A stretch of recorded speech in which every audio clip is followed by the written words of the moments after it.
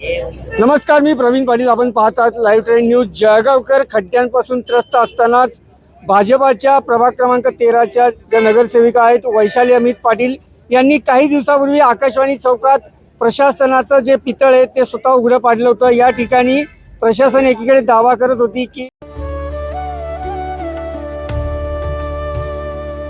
Experience heritage and royalty. आम्ही सिमेंटनी रस्ते बुजले, खड्डे बुजलेत. मात्र त्यांनी या ठिकाणी चक्क माती असल्याचं दाखवलं होतं. आता आपण याच ठिकाणी आकाशवाणी चौकात आहोत. या ठिकाणी जर आपण बघितलं तर वैशाली अमित पाटील यांनी प्रशासनाला एक निवेदन दिलं होतं, एक विनंती केली होती की गेल्या 8 दिवसात जर हे जे गड्डे बुजले नाही गेले तर मी स्वखर्चाने हे गड्डे बुजवेल. आणि आज या ठिकाणी जर बघितलं तर वैशाली अमित पाटील यांनी आपला शब्द खरा करत प्रशासनालाच एक घरचा आहेर दिल्याचं आपल्याला पाहायला मिळत आहे. आपल्यासोबत आत्ता वैशाली अमित पाटील आहेत. आपण त्यांच्याशी संवाद साधणार आहोत. ताई, तुम्ही सत्ताधारी आहात खरं तर म्हटलं, मात्र या ठिकाणी जर बघितलं तर आपण प्रशासनालाच घरचा आहेर दिल्याचं पाहायला मिळतंय. तसं नाही म्हणता येणार, घरचा आहेर नाही म्हणता येणार. मी जेव्हा 8 दिवसापूर्वी आमचे माननीय मंत्री गिरीश भाऊ, आमचे कर्तव्यदक्ष आमदार राजमामा भोळे यांची ज्यावेळेस भेट घेतली, रस्त्यांच्या संदर्भातच आम्ही तक्रार केलेली होती, तर त्यांच्याशी बोलणं झालं असं त्यांनी संबंधित अधिकाऱ्यांना इंटिमेशन दिलेलं होतं. संबंधित अधिकाऱ्यांना सांगितलेलं होतं की यांचा जो काही रस्त्याचा प्रश्न असेल तर तुम्ही लवकरात लवकर सोडवा, लवकरात लवकर तिथली तजवीज करा. पण मला वाटतं पालिका प्रशासनातले जे अधिकारी आहेत ते अजून पण प्रशासन काळात जगतायत, निर्ढावलेले आहेत, वेळ काढूपणा करतात. त्यांच्याजवळ मी 2-3दा विचारणा केली की साहेब काय झालं, तर त्यांनी सांगितलं ताई अजून पाऊस आहे, आपण करूया, थोडासा पाऊस कमी होऊ द्या, जमीन ओली आहे ती पूर्ण कोरडी होऊ द्या, त्यानंतर आपण करू. पण मग माझ्या प्रभागातल्या नागरिकांची या भागातनं ये जा असते आणि त्यांची मी गैरसोय येता आता मी स्वतः सुद्धा त्यातनं सफर झाली आणि माझ्या डोळ्यांसमोर मी 2-3 लेडीजला सटकताना पाहिलं. तर त्यामुळे मला आता माझा स्वतःचा स्वयं सुटला आणि मग मी ठरवलं की आज काहीही करून, आता 8 दिवस पूर्ण झाले, आज काहीही करून हे काम आपण करायला हवं आणि मी आज त्या कामाला सुरुवात केलेली आहे. पण एकीकडे बघितलं तर आज एक सत्ताधारी नगरसेवक आपल्या प्रभागातील नागरिकांचं महापालिकेच्या पायऱ्यांवर आंदोलन करतं. दुसरीकडे आपण प्रशासनाशी भांडत स्वतः खर्चानी जो रस्ता करायचा निर्णय घेतलाय. मात्र हे भांडण किती दिवस चालणार आहे? भांडण किती दिवस चालणार? जोपर्यंत अधिकारी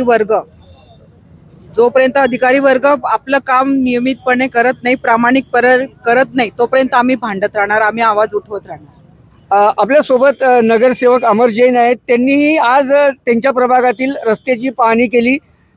त्याच्या गुणवत्तेविषयी त्यांनी अधिकाऱ्यांना जाब विचारला. अमर भाऊ, काय म्हणजे आता प्रशासन अजूनही प्रशासकीय राजमध्ये जगतंय का? ते लोकप्रतिनिधींची कुठेतरी दखल घेणार नाही आहेत का? पहिले तर आपण जो प्रश्न विचारला होता वैशालीताईंना की घरचा आहेर, हा घरचा आहेर नाही आहे. याच्यात महत्त्वाची भूमिका अशी आहे वैशालीताईंची की त्या एक स्वतः महिला नगरसेवक आहेत. त्या वार्डातनं इकडनं येता जातात, त्यांना त्या प्रश्नाची जाण होती. त्यांनी आजच्या 8 दिवसा पहिले आदरणीय गिरीश भाऊ, आदरणीय गुलाब भाऊ, आदरणीय आमदार राजमा भोळे यांच्याशी चर्चा केली. त्याच वेळेस गिरीश भाऊंनी सन्माननीय कलेक्टर साहेबही तिथं होते, महापालिकेचे आयुक्तही तिथं होते, त्यांना सूचना केल्या.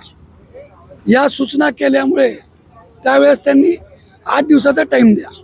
त्यावेळेस गिरीश भाऊ स्वतः इथे येणार होते, पण काही याच्यामुळे ते येऊ नाही शकले. पण त्यांनी वैशालीताईंसमोर इन्स्ट्रक्शन दिले होते. घरचा आहेर म्हणणे चुकीचं होईल. आपण जर आपल्यासोबत आत्ता तसं म्हटलं तर हे सत्ताधाऱ्यांसोबत विरोधी पक्ष जो आहे शरदचंद्र पवार गटाचे महानगराध्यक्ष जे आहेत डॉक्टर संग्राम पाटील आपल्यासोबत आहेत. संग्रामजी, तुम्ही या खड्ड्यांबाबत आपलं कार्यालय इथून एक अवघ्या 50-100 मीटरवर आहे. आपणही या ठिकाणी खड्ड्यांसाठी आंदोलन केलं होतं. आत्ता आपण सत्ताधाऱ्यांसोबत या ठिकाणी उपस्थित आहात का? या ठिकाणी रोज या रस्त्याने आम्ही येतो जातो. अत्यंत खराब हा रस्ता झालेला होता.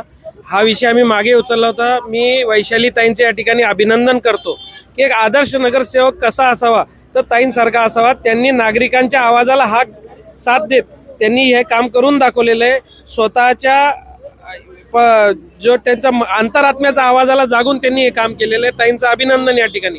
पण दुःख या ठिकाणी हे आहे की हे प्रशासन जे झोपलेलं आहे ते झोपलेलं प्रशासन उठायलाच तयार नाही, ते ऐकायलाच तयार नाही. नगरसेवकांचं सुद्धा ते ऐकत नाही. या ठिकाणी आपण मागे माझ्या पहिले लोकांनी सांगितलं की अक्षरशः नेत्यांनी सुद्धा फोन केल्यावर हे प्रशासन उठलेलं नाही. म्हणजे यांना कोणाचाही धाक उरलेला नाहीये, कोणाची वचक यांच्यावर राहिलेली नाहीये. हे अत्यंत खेदाची गोष्ट या ठिकाणी आहे. Praveen Patil, live 10 news, Jalgaon.